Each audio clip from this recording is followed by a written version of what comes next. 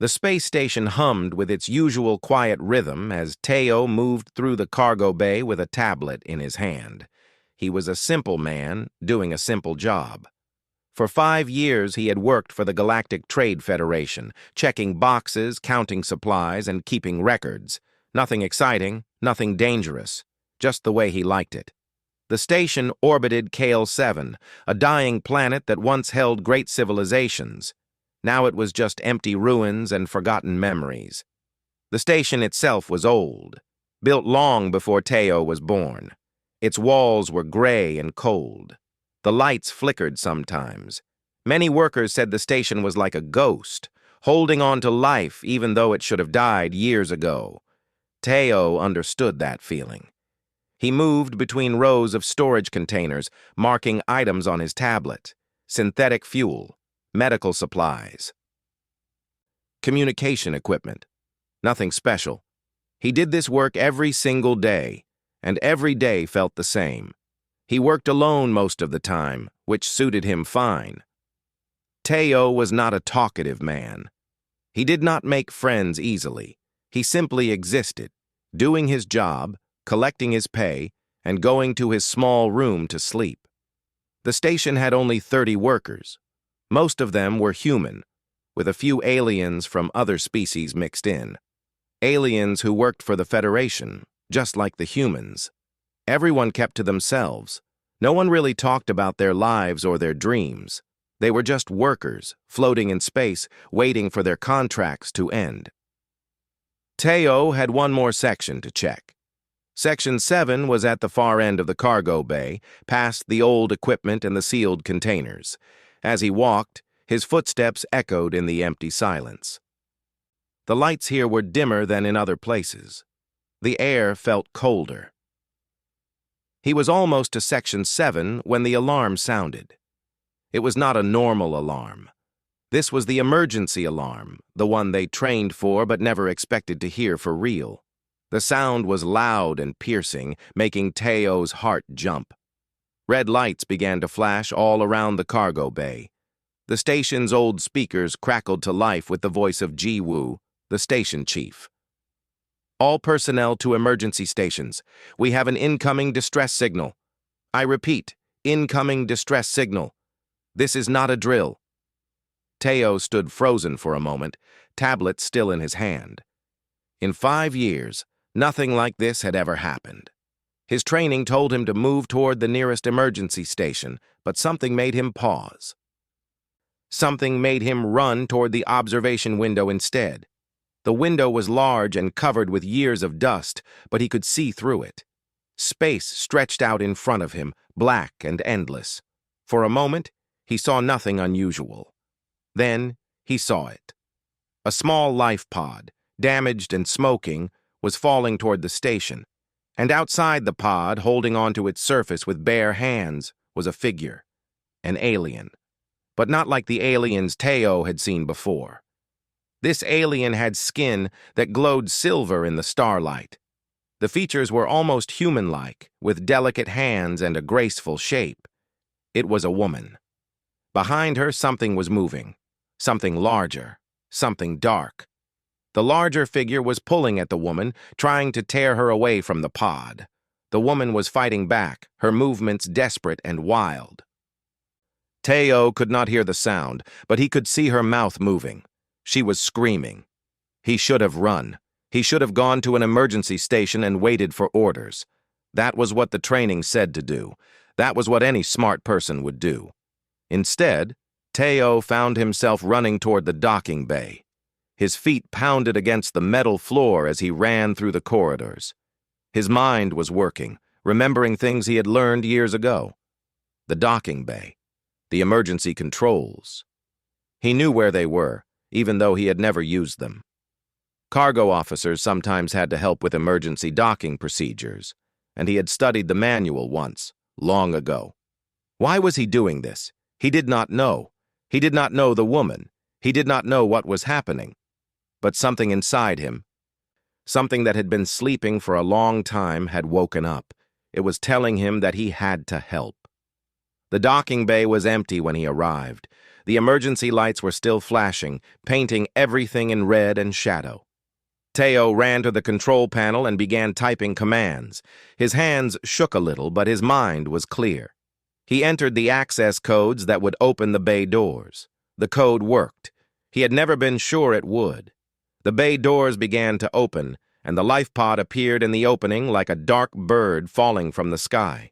It was moving fast, spinning slightly. The collision would be hard, maybe too hard. Teo did not think about this. He activated the magnetic catch system. He had no idea if it would work. The system was old, like everything else on the station. But it had to work. It had to. The pod crashed into the bay with a sound like thunder. Sparks flew everywhere. The station shook, but the magnetic system held. The pod did not bounce away back into space. It stayed, attached to the bay floor, smoking and damaged but solid. For a moment there was silence. Then Teo heard a sound that made his blood run cold. A voice, clear and sharp, came through the station's communication system. A woman's voice, speaking perfect English with an alien accent. "Please, human, save my mother, she's calling your name." Teo did not move. He did not breathe. He stared at the smoking pod, trying to understand what he had just heard. The woman said something that made no sense. He had never met these aliens before. His name had never been spoken by anyone called their mother. And yet, the desperation in that voice was so real, so powerful, that it pierced through his confusion. The pod's door began to crack open. Inside, Teo could see movement, shadows, the figure of someone moving inside the damaged vessel. He should have waited for help. He should have called Jiwoo and told him what had happened. But Teo found himself moving forward instead, toward the pod, toward the unknown, toward whatever was waiting inside. His quiet life was about to change forever, though he did not know it yet. He was about to meet someone who would ask him to save more than just one life. She would ask him to help save an entire people. But in that moment, standing before the open pod with sparks still falling around him like strange rain, Teo only knew one thing. Someone had called for help. Someone needed him. And for the first time in 5 years, he did not feel like he was just existing.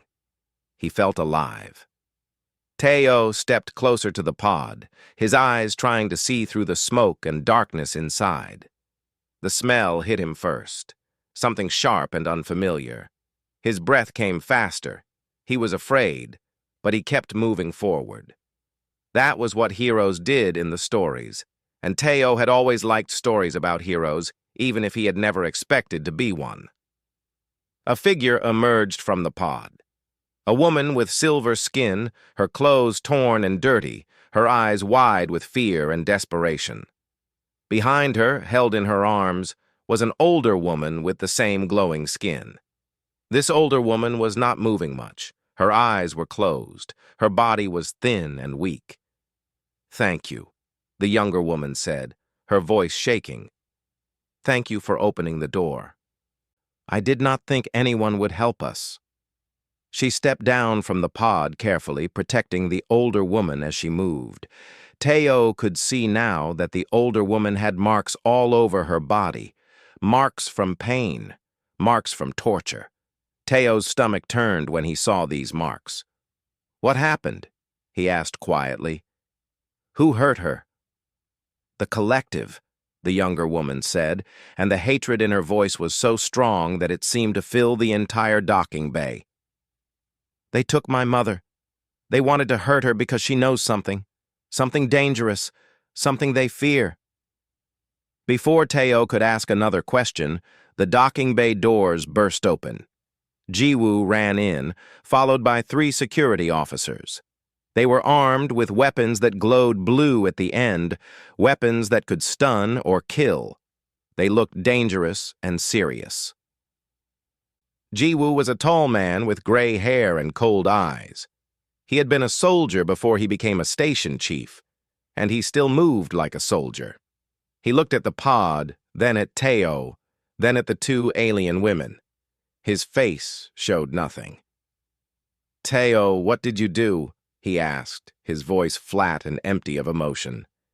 "They needed help," Teo said simply. "They were in danger." "You used emergency docking procedures without authorization," Jiwoo said. "You bypassed security protocols. You could have damaged the station. You could have killed everyone here." "But I did not," Teo said. "They are safe now." Jiwoo took a step toward the younger alien woman. "You will come with us, both of you. The Federation has rules about refugees and unauthorized landings. This is not a rescue mission. This is a trade station." "Please," the younger woman said, stepping in front of her mother. "We are not criminals. We are not dangers to your station. We are just trying to escape. We are trying to stay alive." The security officers moved forward, their weapons ready. The younger woman stood firm, her body protecting her mother even though she was smaller and clearly outmatched. Teo saw the courage in her, the same kind of courage that had made him run toward the pod instead of away from it. Then something strange happened. The docking bay doors burst open again, and another figure came through, moving so fast that he was almost a blur. This figure was tall and powerful, with dark red skin and eyes that burned like fire. He wore clothes that looked like armor. His presence filled the room with danger. "Where are they?" the figure demanded, his voice loud and harsh. "Where are the refugees?" Everyone in the docking bay froze. The security officers turned their weapons toward this new threat. Jiwoo took a step backward. But Teo saw something different. He saw the fear in the eyes of the younger alien woman. She recognized this figure. She knew who he was. "Kathy," she whispered. "I am Kathy," the red-skinned figure confirmed. "I am a bounty hunter. I work for the collective. These women are my prisoners. They were stolen from me, and I have followed them across space to bring them back. Federation or not, station or not, they will come with me now." Jiwoo raised his hand, signaling the security officers to keep their weapons ready. "This is Federation space," he said calmly, though Teo could hear the stress in his voice. "We have rules here. You cannot just take people." "I can take what belongs to the collective," Kathy said. His hand moved to his side, and suddenly he was holding a weapon. This weapon was not like the blue stunners the security officers carried. This weapon looked ancient and powerful and hungry. For a moment, nobody moved. Nobody even breathed. Then Teo did something that surprised everyone, including himself. He stepped in front of the two alien women. "No," he said simply. Kathy's burning eyes turned toward Teo. "You, human, you will move, or I will move you." "These women are under my protection now," Teo said. His voice was quiet, but it was steady. "If you want them, you will have to go through me." Kathy laughed, a sound like fire crackling. "You are a small human, and you are in my way. I do not understand your choice. These women mean nothing to you. You do not know them. Why would you die for them?" Teo could not explain it. He did not have the words. He only knew that when he looked at the younger woman and her hurt mother, he could not look away. He could not let them be taken back to pain and torture. Something inside him would not allow it. Jiwoo spoke into his communication device. "Increase security alert to level 5. Lock down all exits. Nobody leaves this station without my permission." Kathy did not seem worried by this news. He smiled, showing teeth that looked too sharp. "Very well," he said. "If the Federation wants to protect the collective's property, then the Federation will suffer the consequences. I will take them, and I will burn this station to smoke if I must." He raised his weapon, and blue lightning began to form at its tip. The security officers raised their weapons too, and suddenly the docking bay became a place of tension and danger. One wrong move, one moment of hesitation, and violence would explode across the room. The younger alien woman stepped forward, moving around Teo. "Wait," she said. My name is Mira. My mother's name is Lyra. We are not property. We are not prisoners. We are people, and we are asking for your help. All of you. We are asking the Federation to remember what it means to help those who cannot help themselves." Her words hung in the air. Nobody answered her. Nobody moved. But something had changed. The moment of violence had passed. The decision was being made now, not with weapons, but with words. And Teo realized that he was standing at the center of something much larger than he had understood. This was not just about saving one woman or two women. This was about something bigger. This was about what kind of people would stand up when others fell down. This was about what would happen next, and nobody knew yet what the answer would be. The tension in the docking bay was so thick that Teo felt like he could not breathe. Kathy still held his weapon, and the security officers still held theirs. Mira stood between them, with her mother weak in her arms. Ji-woo stood to the side, watching everything with the careful eyes of a man trying to keep a dangerous situation from exploding. Then Ji-woo made a decision. "Stand down," he said to his security officers. "Lower your weapons." The officers looked at him in confusion. One of them spoke. "Chief, if we lower our weapons, Kathy can take them." "I know," Ji-woo said, "but I did not become a station chief by starting wars. There are other ways to protect people." Slowly, the security officers lowered their weapons. It was a strange moment, a moment of surrender that somehow felt like victory.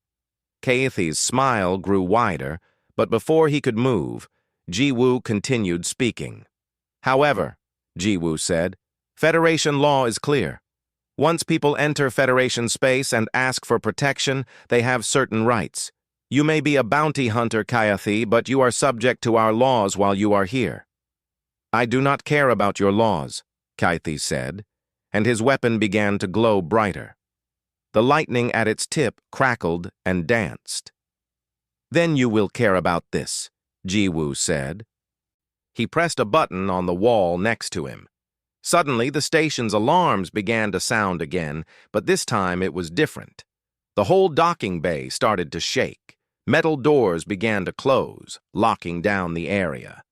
The emergency oxygen system activated, and the room filled with a hissing sound. "If you fire that weapon in here," Ji-woo explained calmly, "the pressure in this room will change. The life support systems will fail. Everyone here will die, including you. The collective may want these women alive, but I do not think they want their best bounty hunter dead. So I suggest you lower your weapon and let us talk like civilized beings." Kathy's smile disappeared. His burning eyes fixed on Ji-woo with pure hatred. For a moment, Teo thought he would fire the weapon anyway, destroying everything in anger. But slowly, very slowly, Kathy lowered his arm. "This is not finished," he said, his voice dark like thunder. "The collective does not forget. The collective does not forgive." "I am sure," Ji-woo said. "But for now, you will come with me to the detention block. We will sort out this situation properly with lawyers and Federation documents and all the boring things that make the galaxy work." As the security officers guided Kathy away, Teo finally felt his heart calm down. He had not realized how much fear he had been holding inside. Now that the danger was past, he felt weak and shaky. Mira turned to look at him. "You risked your life for us. We were strangers to you, and you risked everything. I do not understand. In my people's history, I have never heard of such a thing." "Come," Teo said simply. "Your mother needs medical care. The station has a medical center. We can help her there." Ji-woo led them through the station's corridors. Teo had walked these same corridors 1,000 times, but now they felt different, like the station itself had changed. People looked at them as they passed. A human man was walking with an alien woman who carried another alien woman. It was not normal. It was not usual, but nobody stopped them. The medical center was small but clean. A-sung, the station's medical officer, was waiting for them. She was a kind woman with dark eyes and careful hands. When she saw Lyra's condition, her expression became very serious. She has been tortured, A-Sung said quietly, as she began to examine the older woman. Not recently, but the marks are deep. And there is something else. She has been given some kind of drug. It is still in her system. I can help with the injuries, but the drug is not something I recognize. Lyra's eyes opened. They were weak and tired, but there was still intelligence there, still strength. She looked at Teo and tried to smile. "Thank you," she whispered. "You saved us. You saved me." "Why did your daughter say I was calling your name?" Teo asked. "I never met you before." Lyra's smile became sadder. She was speaking a hope, not a truth. She was hoping that someone, somewhere, would answer the call. She was hoping that in this galaxy of cold logic and profit, there was still someone with a heart. And there was. You were. Over the next hours, the story came out slowly, piece by piece. Lyra and Mira were from a planet called Zathara, a world that had been conquered by the Collective long ago. The Collective was a massive empire that controlled vast parts of space, and they did this through control and fear. They used weapons that could make entire populations obey them. But Lyra had been a scientist, a very smart woman who understood biology and chemistry. She had spent years working on a cure, a medicine that could free people from the Collective's control. "They found out what I was doing," Lyra explained. "They took me. They tried to make me stop my research. They tried to make me destroy everything I had learned. But Mira saved me. She came to the place where I was held, and she risked everything to free me. We barely escaped." "The cure is still in my mind," Lyra said, touching her head. "I memorized all of it. The formula, the process, everything. But it needs something that the Collective does not have. It needs human DNA. The cure will not work without it." Teo did not understand fully what this meant, but he understood the basic idea. He understood that Lyra had something that the Collective wanted. He understood that Kathy would not stop hunting her. He understood that by helping them, he had made himself an enemy of the most powerful empire in space. And yet, when he looked at Lyra resting in the medical bed, and at Mira sitting beside her mother, holding her hand, Teo did not regret his choice. He did not regret anything he had done. The question now was, what would happen next? What would the Federation do? What would Ji-Woo decide? And most importantly, what would the Collective do when they found out that their prisoners had been helped by humans? Teo did not know the answers. He only knew that his quiet life was over. Something new had begun, and he was no longer just a cargo officer checking boxes. He was something else now. He was a protector. He was someone who had said no to injustice, and that changed everything. 3 days passed. 3 days of waiting, of tension, of wondering what would happen next. The station was on high alert. Ji-Woo had locked down communication with the outside galaxy, not wanting to draw attention to what they were protecting. Kathy remained in the detention block, and his presence made everyone nervous.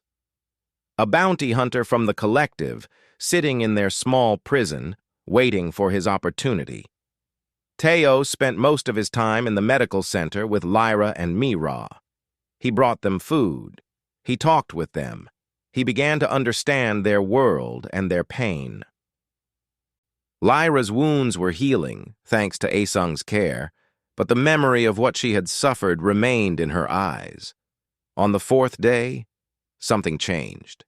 The station's sensors detected a ship approaching. Not a small hunter ship like Kathy had come in. This was a massive ship, a military vessel with the markings of the Collective. The ship did not try to hide. It came straight toward them, like a hunter coming for its prey. Ji-Woo called an emergency meeting in his office. Teo was invited. So were A-Sung, Junho, who was the weapons officer, and several other crew members. They sat around a table and looked at screens showing the approaching ship. "The Collective has sent a warship," Ji-Woo said quietly. This is what I feared. Somehow they know we have the women. How is this possible? Asung asked. You said nobody could contact the outside. Kaiti, said Junho, a tall man with intense eyes. He must have sent a signal before we captured him. Something small, something we did not detect. What do we do? Asked another officer, a woman named Jiho. We cannot fight a collective warship. Our weapons are old. We will lose in seconds. Jiwoo was silent for a long moment. Then he looked at Teo. What do you think we should do? Everyone turned to look at Teo. He was surprised. He was not a soldier. He was not important. He was just a cargo officer. But everyone was waiting for him to speak. We should ask Lyra, Teo said finally. She knows the collective better than any of us. She knows how they think. Maybe she knows what they will do. Jiwoo nodded. That is wise. They went to the medical center. Lyra was sitting up in her bed, looking stronger than before. When she saw them, she already knew something was wrong. She could read the fear on their faces. They are coming, she said. It was not a question. A warship, Jiwoo confirmed. They are maybe an hour away. Lyra closed her eyes for a moment, and Teo could see her mind working, thinking, calculating. When she opened her eyes again, there was sadness there, but also something else. Determination. They will demand that you give us to them, Lyra said. They will threaten to destroy your station if you do not, and they will mean it. The collective does not make empty threats. They will burn this station from the sky without hesitation. So we have to give you to them, Jiwoo said. It was not a question. Or, Lyra said slowly, we do something else. She explained her idea. It was a dangerous idea, maybe even a crazy idea. But it was an idea that might work. Lyra knew things about collective technology that could be used against them. She knew their frequencies, their codes, their weaknesses. If humans could help her, if they could work with her, maybe they could create something that would slow the ship down, that would give them time to escape. I do not ask you to do this, Lyra said. It is dangerous. It may cost lives. You have already done more than enough by saving us. But if you do this, you will save more than just 2 women. You will save everyone in the galaxy who is suffering under the collective's control. Everyone looked at each other. Then Junho spoke. I can help with the weapon systems. I can modify them according to your instructions. I can help too, said Asung. Whatever you need. One by one, the others agreed. Even Jiwoo, the practical leader who followed rules, agreed to do something illegal and dangerous. They worked quickly. Lyra came to the weapons control room with them, still moving slowly from her injuries but determined. She told Junho exactly what to do. She explained which systems to modify, which codes to use.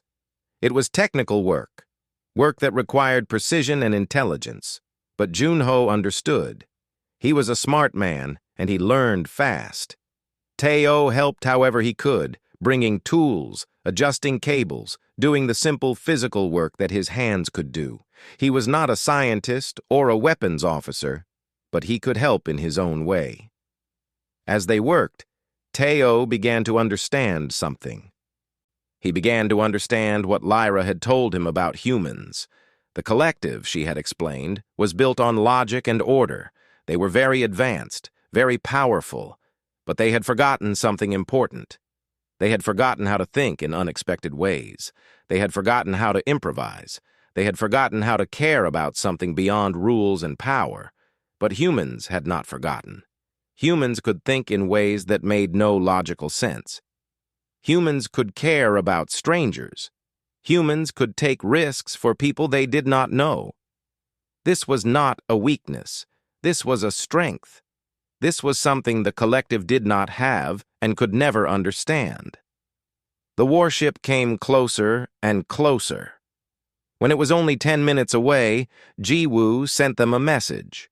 A deep voice, cold and without emotion, came through the station's speakers. "This is the Collective Warship Destroyer. You are harboring prisoners of the Collective. You have 30 seconds to release them, or this station will be destroyed." Jiwoo activated the communication system. "We need time," he said. "The prisoners are hurt. They need to be prepared for transport." 20 seconds, the voice said. Junho's hands moved across the weapons control panel. "Ready," he said. 10 seconds, the voice said. Jiwoo took a deep breath. "Fire," he said. The station's old weapon systems, modified by Lyra's knowledge and Junho's skill, sent out a pulse of energy that hit the warship. The warship was much more powerful than the station, but the pulse was something they had never expected. Something they did not know how to defend against. It damaged their systems. It caused their shields to flicker. It gave them a moment of confusion, and in that moment everything changed. The hunt was no longer one direction. The hunted had become hunters. The weak had found a way to hurt the strong. And it was all because a human had answered a call for help. The collective warship shook from the pulse attack. Its systems went dark for a moment, and then emergency lights began to flicker back to life. The voice on the communication system returned, but now it sounded confused and angry. "Station, you have just attacked a collective vessel. This is an act of war. You will face total destruction." But something had changed. In those few moments of confusion, Teo understood the truth that Lyra had been trying to teach them. The collective was not invincible. They were powerful, yes, and their technology was advanced. But they were not creative. They did not expect the unexpected. They did not know how to adapt quickly to new situations, and that made them vulnerable. "Junho, can you do it again?" Jiwoo asked, his voice calm despite the danger. "Once more," Junho said, his hands already moving. "After that, the system will overheat. We will not be able to fire again." The warship was recovering. Its weapons were charging. In seconds, they would fire back, and the old station would not survive a direct hit. There was no time for anything else.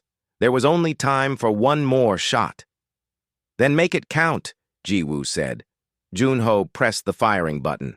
The second pulse shot out from the station, and this time it was stronger because Junho had modified the system even more, sacrificing the weapons completely to create one massive attack. The pulse hit the warship's main engines. The damage was severe. The warship began to lose altitude, drifting slowly away from the station. "They are retreating," A-Sung said, looking at the sensors. "Their engines are damaged. They cannot maintain their position." For a moment there was silence in the control room. Then Junho's voice came, weak and tired. "The main weapons are gone. I broke them to make that last shot work. We cannot fight anymore." "We do not need to," Jiwoo said. "We needed time, and we have it now." They worked quickly. The plan that Lyra and the others had made in secret was now activated. Teo Mira and several other crew members began moving through the station, gathering supplies.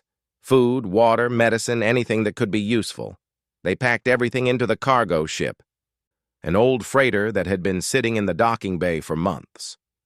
Lyra came down from the medical center, moving on her own now, with A-Sung helping her walk. She looked at the freighter and nodded.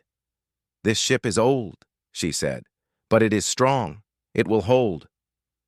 "Where will you go?" Jiwoo asked. "To the outer colonies," Lyra said. "To the places where the collective's control is weakest. There are people there, people from many different worlds, all living under collective rule. They are suffering. They are waiting for hope. I can give them hope if I can finish my work. I can create the cure that will free them." "And you will need humans to help," Lyra continued, looking at Teo. "The cure needs human DNA. More than that, it needs the human spirit, the human willingness to help others, to take risks, to do what is right even when it is difficult." Mira took Teo's hand. "Will you come with us?"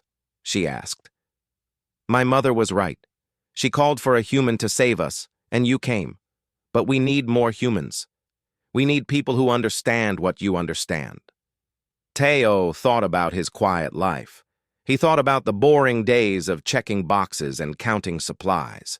He thought about how empty his life had been, how alone he had felt even when surrounded by other people.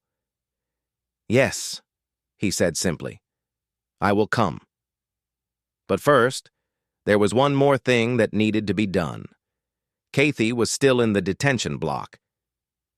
Jiwoo brought him up to the docking bay where the freighter waited. The bounty hunter's face showed no fear, only anger. "You have chosen to make the collective your enemy," Kathy said. "You will regret this." "Perhaps," Jiwoo said, "but we will regret it as free beings, not as servants of your empire." They released Kathy. They could not keep him, and Jiwoo believed in showing mercy, even to enemies. Kathy walked away, and Teo watched him go. He knew that this was not the end of the story. Kathy would survive. The bounty hunter would tell the collective what had happened, and the collective would remember. But that was a problem for another day. Now it was time to leave. Teo boarded the freighter with Lyra, Mira, and A-Sung. 2 other crew members came too, humans named Junho and Jiho, both volunteers who understood what they were doing. As the ship began to move away from the station, Teo looked back at the place where he had spent 5 years of his life. He felt grateful to the station. Grateful that it had been there. Grateful that he had been there. But he also felt excited. For the first time in his life, he felt like he was moving towards something instead of just waiting for time to pass.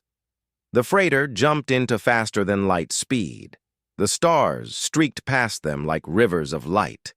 In the navigation area, Lyra stood at the controls with Mira beside her.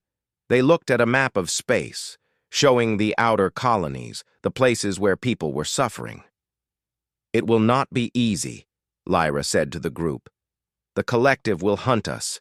There will be danger. Some of us may not survive. But we will have hope," A-Sung said. "We will have the chance to help others. That is more than we had before." Teo stood at the window looking at the stars. He thought about how his life had changed in just a few days.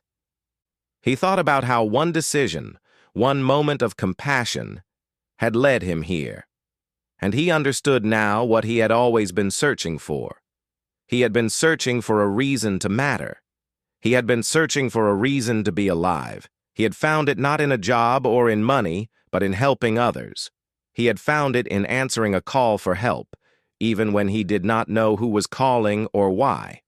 The freighter moved forward into the darkness of space, carrying hope and science and humanity into the places where it was needed most.